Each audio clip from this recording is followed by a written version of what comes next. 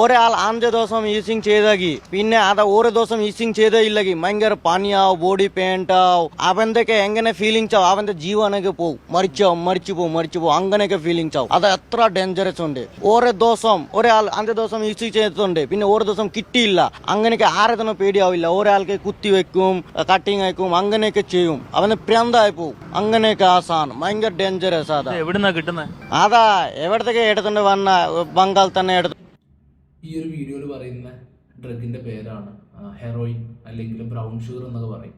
അതായത് ഇത് ശരിക്കും ഒരു ഓപ്പിയോയിഡ്സ് കാറ്റഗറീസിൽ വരുന്ന ഒരു തരം ഡ്രഗാണ്. അതായത് ഓപ്പിയോയിഡ് പപ്പീസ് എന്നൊക്കെ പറയുന്ന ഒരു തരം പ്ലാന്റിൽ നിന്ന് എക്സ്ട്രാക്ട് ചെയ്തെടുത്തിട്ട് അതിൽ കെമിക്കൽസ് ഒക്കെ ആഡ് ചെയ്തിട്ട് ഉണ്ടാക്കുന്ന ഒരു തരം ഹെറോയിൻ അല്ലെങ്കിൽ ഒരു ഓപ്പിയോയിഡ് കാറ്റഗറിയിൽ വരുന്ന ഡ്രഗാണ് ഇപ്പം ആൾ ഈ വീഡിയോയിൽ പറയുന്നത്.